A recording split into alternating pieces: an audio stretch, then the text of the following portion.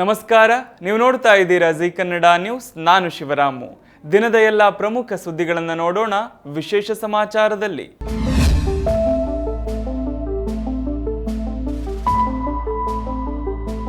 ನವಿಲುಗರಿಗಳಿರುವ ಉಡುಪು ಧರಿಸಿ ರೀಲ್ಸ್ ಮಾಡಿದ ಬಿಗ್ ಬಾಸ್ ಮಾಜಿ ಸ್ಪರ್ಧಿಗಳಾದ ಕಿಶನ್ ಹಾಗೂ ನಿವೇದಿತಾ ಗೌಡ ಅವರಿಗೆ ಈಗ ಸಂಕಷ್ಟ ಎದುರಾಗಿದ್ದು, ಇಬ್ಬರ ವಿರುದ್ಧ ಅರಣ್ಯ ಇಲಾಖೆಗೆ ದೂರು ನೀಡಲಾಗಿದೆ.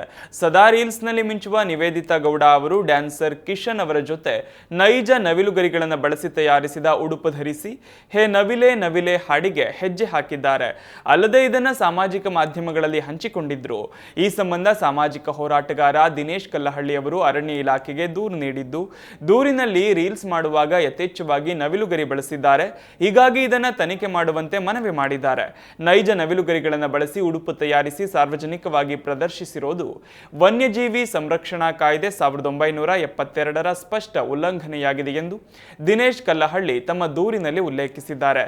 ಬೆಂಗಳೂರು ಪ್ರಾದೇಶಿಕ ನಗರ ವಿಭಾಗ ವ್ಯಾಪ್ತಿಯ ಕಗ್ಗಲಿಪುರ ಅರಣ್ಯ ವಲಯ ಅಧಿಕಾರಿಗಳಿಗೆ ದಿನೇಶ್ ಅವರು ದೂರು ನೀಡಿದ್ದು, ಪ್ರಕರಣ ದಾಖಲಿಸಿಕೊಂಡು ತನಿಖೆ ನಡೆಸುವಂತೆ ಹಿರಿಯ ಅಧಿಕಾರಿಗಳು ನಿರ್ದೇಶನ ನೀಡಬೇಕು ಎಂದು ಮನವಿ ಮಾಡಿದ್ದಾರೆ. ಅಲ್ಲದೆ ತನಿಖೆಯ ಅವಧಿಯಲ್ಲಿ ಯಾವುದೇ ರಾಜಕೀಯ ಪ್ರಭಾವ ಅಥವಾ ಹಸ್ತಕ್ಷೇಪಕ್ಕೆ ಅವಕಾಶ ನೀಡದೆ ಪಾರದರ್ಶಕವಾಗಿ ಕ್ರಮ ಜರುಗಿಸಬೇಕು ಎಂದು ಅವರು ಒತ್ತಾಯಿಸಿದ್ದಾರೆ. ಅಡ್ಡ ಮತದಾನದ ಕುರಿತು ವರಿಷ್ಠರಿಗೆ ಮಾಹಿತಿ ನೀಡಲು ನವದೆಹಲಿಗೆ ತೆರಳಿದ್ದ ರಾಜ್ಯ ಬಿಜೆಪಿ ನಾಯಕರು ಬೆಂಗಳೂರಿಗೆ ವಾಪಸ್ಸಾಗಿದ್ದಾರೆ. ಬಿಜೆಪಿ ರಾಜ್ಯಾಧ್ಯಕ್ಷ ಬಿವೈ ವಿಜಯೇಂದ್ರ ಒಬ್ಬರೇ ದೆಹಲಿಯಲ್ಲಿ ಉಳಿದುಕೊಂಡಿದ್ದಾರೆ.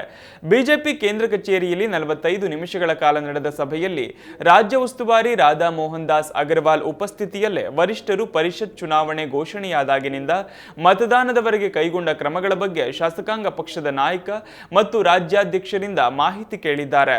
ಅಡ್ಡ ಮತದಾನ ಮಾಡಿರುವವರು ಹಣ ಪಡೆದೆ ವಿಪ್ ಉಲ್ಲಂಘಿಸಿದ್ದಾರೆ ಎಂದು ವರಿಷ್ಠರಿಗೆ ಮಾಹಿತಿ ನೀಡಿದ್ದು, ಖಚಿತ ಮಾಹಿತಿಯೊಂದಿಗೆ ವರದಿ ಸಲ್ಲಿಸಲು ಕಾಲಾವಕಾಶ ಕೋರಿದ್ದಾರೆ. ವರಿಷ್ಠರ ಪ್ರಶ್ನಾವಳಿಗಳಿಗೆ ಉತ್ತರಿಸಿರುವ ರಾಜ್ಯ ನಾಯಕರು ಶಾಸಕಾಂಗ ಪಕ್ಷದ ಸಭೆ ನಡೆಸಿದ ವಿಚಾರ, ಅಭ್ಯರ್ಥಿಗಳಿಗೆ 30 ಮತಗಳ ನಿಗದಿ ಮತ್ತು ಮೊದಲೇ ವಿಪ್ ಯಾಕೆ ಕೊಟ್ಟಿರಲಿಲ್ಲ ಎಂಬುದನ್ನು ಸಭೆಯಲ್ಲಿ ವಿವರಿಸಿದ್ದಾರೆ. ಸಭೆಯ ವೇಳೆ ಅಡ್ಡ ಮತದಾನದಿಂದ ಪಕ್ಷಕ್ಕೆ ಮುಜುಗರವಾಗಿದೆ ಎಂಬ ರೀತಿಯಲ್ಲೇ ರಾಜ್ಯ ನಾಯಕರ ಜೊತೆ ಚರ್ಚೆ ನಡೆಸಿರುವ ಹೈಕಮಾಂಡ್ ವಿಪ್ ಉಲ್ಲಂಘಿಸಿದ ಶಾಸಕರ ಪತ್ತೆಯಾದ ಬಳಿಕ ಕ್ರಮ ಕೈಗೊಳ್ಳುವ ಬಗ್ಗೆ ಸೂಚ್ಯವಾಗಿ ತಿಳಿಸಿದೆ. ಆದರೆ ಸಭೆಯಲ್ಲಿ ಅಡ್ಡ ಮತದಾನ ಮಾಡಿದ ಶಾಸಕರು ಯಾರು ಎಂದು ನಿರ್ದಿಷ್ಟವಾಗಿ ಯಾವುದೇ ಶಾಸಕರ ಹೆಸರು ಪ್ರಸ್ತಾಪವಾಗಿಲ್ಲ ಎನ್ನಲಾಗಿದೆ. ನಾನು ಬರೆದ ಪತ್ರಕ್ಕೆ ಆರ್ಎಸ್ಎಸ್ನಿಂದ ಯಾವುದೇ ತೃಪ್ತಿದಾಯಕ ಉತ್ತರ ಸಿಕ್ಕಿಲ್ಲ. ಗೃಹ ಮಂತ್ರಿಯಾಗಿ 1 ತಿಂಗಳಾದರೂ ಕಾಯ್ತೀನಿ. ಸಮರ್ಪಕ ಉತ್ತರ ಸಿಗದಿದ್ದರೆ ಕಾನೂನು ಕ್ರಮ ಕೈಗೊಳ್ಳುವುದಾಗಿ ಗೃಹ ಸಚಿವ ಪ್ರಿಯಾಂಕ್ ಖರ್ಗೆ ಎಚ್ಚರಿಕೆ ನೀಡಿದ್ದಾರೆ. ಬೆಂಗಳೂರಲ್ಲಿ ಮಾತನಾಡಿದ ಅವರು, ನಾನು ಅವರ ಬಳಿ ವಿವರಗಳನ್ನು ಕೇಳಿ ಕೇವಲ 1 ವಾರವಾಗಿದೆ. ಅವರು 100 ವರ್ಷಗಳ ಇತಿಹಾಸ ಹೊಂದಿರುವ ದೇಶಭಕ್ತರು. ಅವರು ಎಲ್ಲೋ ದಾಖಲೆಗಳನ್ನು ಇಟ್ಟಿರಬೇಕು. ಅದು ನಾಗ್ಪುರದಲ್ಲೋ, ಬೆಂಗಳೂರಿನ ಕೇಶವ ಶಿಲ್ಪದಲ್ಲೋ ಅಥವಾ ಸರಸಂಘಚಾಲಕ್ ಅವರ ನಿವಾಸದಲ್ಲೋ ಇರಬಹುದು. ಅದನ್ನು ಹುಡುಕಲು ಅವರಿಗೆ ಸಮಯ ಬೇಕಲ್ವಾ ಅಂತ ಪ್ರಶ್ನಿಸಿದ್ರು. ಆರ್ಎಸ್ಎಸ್ನವರು ದಾಖಲೆ ಕೊಡದೆ ಕಾನೂನು ಮೀರುವಂತಿಲ್ಲ. ಅವರು ದಾಖಲೆ ಕೊಡದೆ ಕಾನೂನು ಚೌಕಟ್ಟು ಮೀರಲು ನಾನು ಬಿಡಲ್ಲ. ಆರ್ಎಸ್ಎಸ್ ಬಳಿ ದಾಖಲೆ ಇದ್ದಿದ್ರೆ ನನ್ನ ಮುಖಕ್ಕೆ ಎಸೀತಿದ್ರು ಅಂತ ಕಿಡಿಕಾರಿದ್ರು. ರಾಜ್ಯದಲ್ಲಿ ಕಳೆದ 2 ದಿನಗಳಿಂದ ಲೋಕಾಯುಕ್ತ ಹಾಗೂ ಇಡಿ ದಾಳಿಗಳು ನಡೆಯುತ್ತಿದ್ದು, ಭ್ರಷ್ಟ ಅಧಿಕಾರಿಗಳಿಗೆ ಶಾಕ್ ಮೇಲೆ ಶಾಕ್ ನೀಡಲಾಗುತ್ತಿದೆ. ಇದೀಗ ಲೋಕೋಪಯೋಗಿ ಸಚಿವ ಸತೀಶ್ ಜಾರಕಿಹೊಳಿ ಅವರ ಸಹೋದರಿಯ ಪತಿ ಹಾಗೂ ಬೆಳಗಾವಿ ವಿಭಾಗದ ಅಬಕಾರಿ ಇಲಾಖೆಯ ಹೆಚ್ಚುವರಿ ಆಯುಕ್ತರು ಆಗಿರುವ ವೈ ಮಂಜುನಾಥ್ ಅವರಿಗೆ ಜಾರಿ ನಿರ್ದೇಶನಾಲಯದ ಅಧಿಕಾರಿಗಳು ಮುಂಜಾನೆ ಭರ್ಜರಿ ಶಾಕ್ ನೀಡಿದ್ದಾರೆ. ಬೇನಾಮಿ ಆಸ್ತಿ ಹಾಗೂ ಅಕ್ರಮ ವರ್ಗಾವಣೆ ಆರೋಪದ ಹಿನ್ನೆಲೆ ಇಡಿ ಅಧಿಕಾರಿಗಳು ಏಕಕಾಲದಲ್ಲಿ ಬೆಂಗಳೂರು, ಬೆಳಗಾವಿ, ಮೈಸೂರು ಸೇರಿದಂತೆ ರಾಜ್ಯದ ಒಟ್ಟು 6 ಪ್ರಮುಖ ಸ್ಥಳಗಳಲ್ಲಿ ದಾಳಿ ನಡೆಸಿದ್ದಾರೆ. ಬಳ್ಳಾರಿ ಲೋಕಸಭಾ ಕ್ಷೇತ್ರದ ಮಾಜಿ ಸಂಸದ ವೈ ದೇವೇಂದ್ರಪ್ಪ ಅವರ ಪುತ್ರರಾಗಿರುವ ವೈ ಮಂಜುನಾಥ್ ವಿರುದ್ಧ ಲಂಚದ ಹಣದ ಅಕ್ರಮ ಹೂಡಿಕೆ ಹಾಗೂ ಬೇನಾಮಿ ಹೆಸರಿನಲ್ಲಿ ಕೋಟ್ಯಂತರ ರೂಪಾಯಿ ಮೌಲ್ಯದ ಆಸ್ತಿ ಸಂಪಾದಿಸಿರುವ ಗಂಭೀರ ದೂರುಗಳು ಕೇಳಿಬಂದಿದ್ದವು.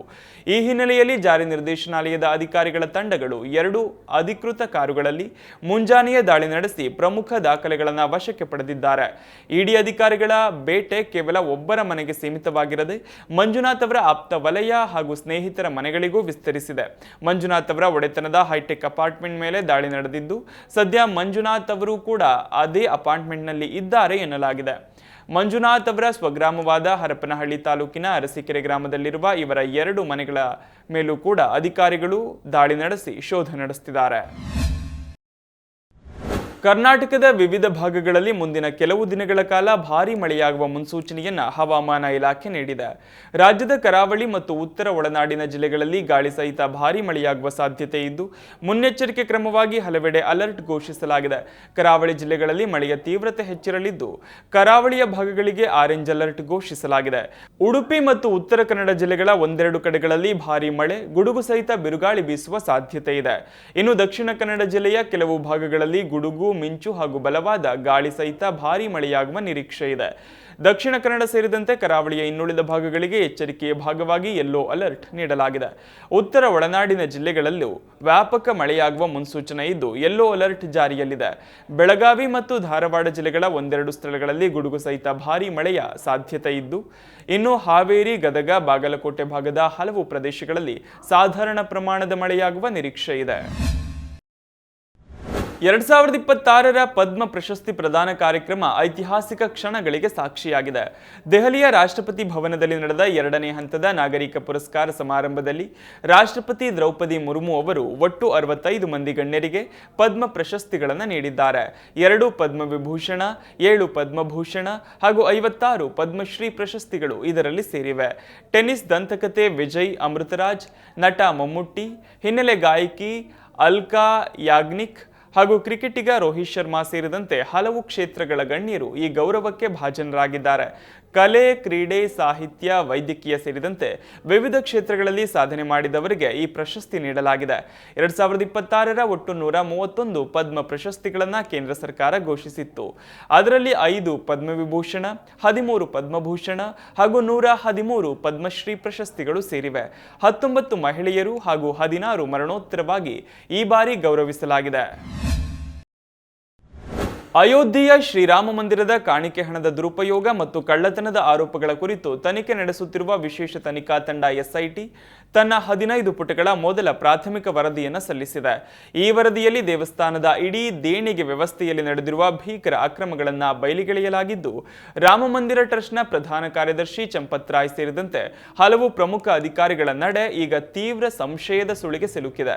ದೇವಸ್ಥಾನದ ಬ್ಯಾಂಕ್ ಖಾತೆಗಳ ಪ್ರಕಾರ ಪ್ರತಿ ತಿಂಗಳು ಸರಾಸರಿ 25 ಲಕ್ಷ ಭಕ್ತರು ಹಾಗೂ ಕುಂಭಮೇಳದ ಸಮಯದಲ್ಲಿ ಬರೋಬ್ಬರಿ 1 ಕೋಟಿ ಭಕ್ತರು ರಾಮ ಮಂದಿರಕ್ಕೆ ಭೇಟಿ ನೀಡಿದ್ದಾರೆ. ಆದರೆ ಭಕ್ತರು ನೀಡಿದ ಧಾನ್ಯ, ಎಣ್ಣೆ, ತುಪ್ಪ ಹಾಗೂ ಕೋಟ್ಯಂತರ ರೂಪಾಯಿ ಮೌಲ್ಯದ ಚಿನ್ನ ಮತ್ತು ಬೆಳ್ಳಿ ಆಭರಣಗಳಿಗೆ ಟ್ರಸ್ಟ್ನಲ್ಲಿ ಯಾವುದೇ ನಿರ್ದಿಷ್ಟ ರಶೀದಿ ಅಥವಾ ಪುರಾವೆಗಳೇ ಸಿಕ್ಕಿಲ್ಲ. ಹಲವಾರು ತಿಂಗಳುಗಳಲ್ಲಿ ಮಂದಿರಕ್ಕೆ ಬರುವ ಭಕ್ತರ ಸಂಖ್ಯೆ ಭಾರಿ ಪ್ರಮಾಣದಲ್ಲಿ ಹೆಚ್ಚಿದ್ದರೂ ಬ್ಯಾಂಕಿಗೆ ಜಮೆಯಾದ ಕಾಣಿಕೆ ಹಣ ಮಾತ್ರ ತೀವ್ರವಾಗಿ ಕುಸಿದಿದೆ. ಈ ಬಗ್ಗೆ ಪ್ರಶ್ನಿಸಿದಾಗ ಆ ತಿಂಗಳುಗಳಲ್ಲಿ ಭಕ್ತರು ನೋಟುಗಳಿಗಿಂತ ನಾಣ್ಯಗಳನ್ನೇ ಹೆಚ್ಚು ಹಾಕಿದ್ದರು ಎಂದು ಅಧಿಕಾರಿಗಳು ಹಾರಿಕೆ ಉತ್ತರ ನೀಡಿದ್ದಾರೆ. ದೇವಸ್ಥಾನದ ಅನೇಕ ಉದ್ಯೋಗಿಗಳು ಯಾವುದೇ ಲಿಖಿತ ಆದೇಶ ಅಥವಾ ಅಧಿಕೃತ ನೇಮಕಾತಿ ಪತ್ರಗಳೇ ಇಲ್ಲದೆಯೇ ಹಣಕಾಸಿನ ಪ್ರಮುಖ ಜವಾಬ್ದಾರಿಗಳನ್ನು ನಿರ್ವಹಿಸ್ತಾ ಇರೋದು ಕೂಡ ಪತ್ತೆಯಾಗಿದೆ. ಟ್ರಸ್ಟ್ನ ಆಡಳಿತವನ್ನು ಬಲಪಡಿಸಲು ಹಲವು ಕಟ್ಟುನಿಟ್ಟಿನ ಸಲಹೆಗಳನ್ನು ನೀಡಿರುವ ಎಸ್ಐಟಿ ಕೇವಲ 1 ವಾರದಲ್ಲಿ ಪ್ರಾಥಮಿಕ ತನಿಖಾ ವರದಿಯನ್ನು ಪೂರ್ಣಗೊಳಿಸಿದ್ದು, ಮುಂದಿನ 15 ದಿನಗಳಲ್ಲಿ ಇಡೀ ಹಗರಣದ ಸಂಪೂರ್ಣ ವರದಿಯನ್ನು ಸರ್ಕಾರಕ್ಕೆ ಸಲ್ಲಿಸುವುದಾಗಿ ತಿಳಿಸಿದೆ. ಜೂನ್ 17ರಂದು ಅಮೆರಿಕ ಮತ್ತು ಇರಾನ್ ನಡುವಿನ ಶಾಂತಿ ಒಪ್ಪಂದ ನಂತರ ಹಾರ್ಮುಜ್ ಜಲಸಂಧಿಯ ಮೂಲಕ ಹಡಗು ಸಂಚಾರ ಸುಗಮಗೊಳ್ಳುತ್ತಿದೆ. ಒಪ್ಪಂದಕ್ಕೆ ಸಹಿ ಹಾಕಿದಾಗಿನಿಂದ ಭಾರತಕ್ಕೆ ತೆರಳುವ 11 ಹಡಗುಗಳು ಜಲಮಾರ್ಗವನ್ನು ಯಶಸ್ವಿಯಾಗಿ ದಾಟಿವೆ.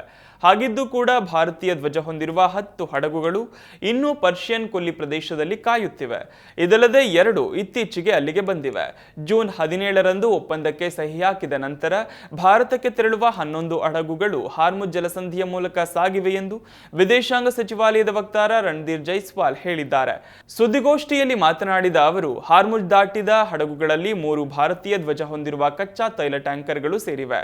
ಪ್ರತಿಯೊಂದು 2,85,000 ಮೆಟ್ರಿಕ್ ಟನ್ಗಳಿಗಿಂತ ಹೆಚ್ಚು ಕಚ್ಚಾ ತೈಲವನ್ನು ಸಾಗಿಸುತ್ತಿತ್ತು. 1 ವಿದೇಶಿ ಧ್ವಜ ಹೊಂದಿರುವ ಎಲ್ಪಿಜಿ ಅನಿಲ ಸಾಗಿಸುತ್ತಿದ್ದ ಹಡಗು ಆಗಿದೆ ಎಂದು ವಿವರಿಸಿದ್ದಾರೆ. 1 ವಿದೇಶಿ ಧ್ವಜ ಹೊಂದಿರುವ ಕಚ್ಚಾ ತೈಲ ಟ್ಯಾಂಕರ್ ಆಗಿದ್ದು, ರಸಗೊಬ್ಬರ ಸಾಗಿಸುತ್ತಿದ್ದ 6 ವಿದೇಶಿ ಧ್ವಜ ಹೊಂದಿರುವ ಬೃಹತ್ ಹಡಗುಗಳು ಇದರಲ್ಲಿ ಸೇರಿವೆ. ಉಳಿದ ಭಾರತ ಧ್ವಜ ಹೊಂದಿರುವ ಹಡಗುಗಳು ಕೂಡ ಶೀಘ್ರದಲ್ಲೇ ಹಾರ್ಮುಜ್ ಜಲಸಂಧಿ ದಾಟುವ ವಿಶ್ವಾಸವಿದೆ ಎಂದು ಹೇಳಿದ್ದಾರೆ.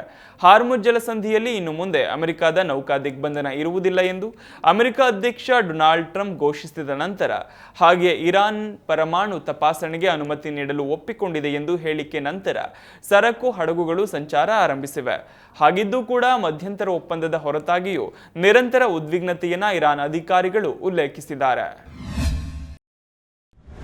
ಅಮೆರಿಕ ಅಧ್ಯಕ್ಷ ಡೊನಾಲ್ಡ್ ಟ್ರಂಪ್ ಅವರ ಮಿಲಿಟರಿ ಕ್ರಮಗಳಿಗೆ ಅಲ್ಲಿನ ಸಂಸತ್ತು ಭಾರಿ ಹಿನ್ನಡೆ ನೀಡಿದೆ. ಇರಾನ್ ವಿರುದ್ಧ ಅಮೆರಿಕ ಹೂಡಿರುವ ಯುದ್ಧವನ್ನು ತಕ್ಷಣವೇ ನಿಲ್ಲಿಸುವಂತೆ ಅಧ್ಯಕ್ಷ ಟ್ರಂಪ್ ಅವರಿಗೆ ನಿರ್ದೇಶನ ನೀಡುವ ಮಹತ್ವದ ಮಸೂದೆಯನ್ನು ಅಮೆರಿಕದ ಸೆನೆಟ್ ಅಂಗೀಕರಿಸಿದೆ. ರಿಪಬ್ಲಿಕನ್ ಪಕ್ಷದ ಶಾಸಕರಲ್ಲೇ ಟ್ರಂಪ್ ಅವರ ಇತ್ತೀಚಿನ ನಿರ್ಧಾರಗಳ ಬಗ್ಗೆ ಅಸಮಾಧಾನ ಹೆಚ್ಚಾಗುತ್ತಿರುವುದಕ್ಕೆ ಈ ಜಂಟಿ ನಿರ್ಣಯವೇ ಸಾಕ್ಷಿಯಾಗಿದೆ. ಈ ಪ್ರಮುಖ ಯುದ್ಧ ವಿರೋಧಿ ಮಸೂದೆಗೆ ಸೆನೆಟ್ನಲ್ಲಿ 50-48 ಮತಗಳ ಬೆಂಬಲ ವ್ಯಕ್ತವಾಗಿದೆ. ಆಡಳಿತಾರೂಢ ರಿಪಬ್ಲಿಕನ್ ಪಕ್ಷದ 4 ಮಂದಿ ಸೆನೆಟರ್ಗಳು ತಮ್ಮದೇ ಪಕ್ಷದ ಅಧ್ಯಕ್ಷರ ನಿರ್ಧಾರದ ವಿರುದ್ಧ ನಿಂತು ಡೆಮೊಕ್ರಾಟ್ ಪಕ್ಷದವರೊಂದಿಗೆ ಕೈಜೋಡಿಸಿ ಮಸೂದೆಯ ಪರವಾಗಿ ಮತ ಚಲಾಯಿಸಿದ್ದಾರೆ. ಇದೇ ತಿಂಗಳ ಆರಂಭದಲ್ಲಿ ಅಮೆರಿಕದ ಕೆಳಮನೆ ಎನಿಸಿಕೊಂಡಿರುವ ಹೌಸ್ ಆಫ್ ರೆಪ್ರೆಸೆಂಟೇಟಿವ್ಸ್ ಕೂಡ ಈ ನಿರ್ಣಯವನ್ನು ಅತ್ಯಲ್ಪ ಮತಗಳ ಅಂತರದಿಂದ ಪಾಸ್ ಮಾಡಿತ್ತು. ಫೆಬ್ರವರಿ 28ರಿಂದ ಆರಂಭವಾಗಿರುವ ಯುದ್ಧದ ಬಗ್ಗೆ ಸ್ವತಃ ಟ್ರಂಪ್ ಅವರ ಪಕ್ಷದ ನಾಯಕರಲ್ಲೇ ತೀವ್ರ ಕಳವಳ ಮೂಡಿರುವುದನ್ನು ಈ ಬೆಳವಣಿಗೆ ಸ್ಪಷ್ಟಪಡಿಸಿದೆ. ಅಮೆರಿಕದ ಇತಿಹಾಸದಲ್ಲೇ ಸಂಸತ್ತಿನ 2 ಮನೆಗಳು ಸೇರಿ ದೇಶದ ಸಶಸ್ತ್ರ ಪಡೆಗಳನ್ನು ಯುದ್ಧ ಭೂಮಿಯಿಂದ ಹಿಂತೆಗೆದುಕೊಳ್ಳುವಂತೆ ಅಧ್ಯಕ್ಷರಿಗೆ ಆದೇಶ ನೀಡುವ ನಿರ್ಣಯವನ್ನು ಪಾಸ್ ಮಾಡಿರುವುದು ಇದೇ ಮೊದಲು ಎನ್ನಲಾಗಿದೆ. ಸ್ವಪಕ್ಷೀಯರೇ ಈ ನಿರ್ಣಯಕ್ಕೆ ಸಾಥ್ ನೀಡಿರುವುದು ಟ್ರಂಪ್ಗೆ ನುಂಗಲಾರದ ತುತ್ತಾಗಿದೆ. ಇದಿಷ್ಟು ಈ ದಿನದ ಪ್ರಮುಖ ಸುದ್ದಿ. ನೋಡ್ತಾ ಇರಿ ಜೀ ಕನ್ನಡ ನ್ಯೂಸ್, ಸತ್ಯವೇ ಸುದ್ದಿಯ ಜೀವಾಳ.